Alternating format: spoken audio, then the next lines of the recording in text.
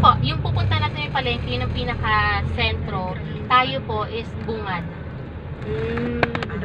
Pero Oo. marami na siyang commercial na.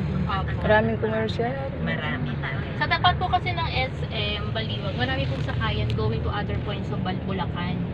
So, meron din pong sakayan doon pag pupunta ka ng Cubao, meron din po doon. Meralco, yan po yung main office ng Baliwag, dito rin po. Naalala ko pag Baliwag si Bert Marcelo. Bert Marcelo. Kasi Ito ang pure gold. Ito palang pure gold. Cute na pure gold. Ito, we're approaching na po tayo sa napapalengke na po.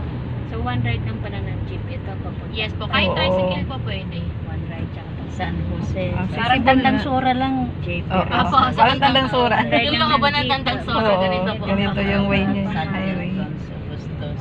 Ano lang kamo. Kahit saan po Tow-way tayo, lang, tow-way. Okay lang. Oh, may PNB pala eh.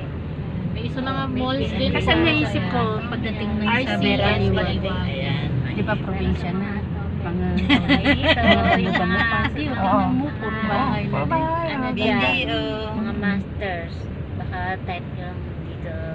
May Metrobank. Yung parang pinakalugar Dito. na. Mga Sharon Rose. So, ipikita naman na kayo ng Mm. daily dyan, RCBC, ha? dikat-dikat yung mga Yan, bangko. yan. Mga police station. Pilita ng bukas sa mga sa bahay na yung mga prospect na dito prospect tulad ng kapitbahay. Ang mga tinuti. Imagine mo pa, Duwag, convert duwag. ko lahat sila sa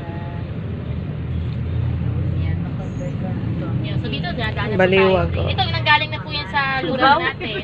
Oo, sa Kamuning, ay sa Ay, Kamyas. dadaan pala yung dito. Ako. Dito ba dumadaan? Dito, ikot po kasi sila eh. May, ano po ito eh, one way po kasi yung... Ay, pwede pala tayo sumakay ng Baliwag bus. Oo, isang Apo. ano lang, isang Ito. Cubao. Sa Cubao, Cubao ang terminal. Oo. Cubao. Ay, ano yun? Yung bus na yun? Baliwag. Cubao po. Cubao ang Cubao. baba po Mm. nun. May terminal po sila dito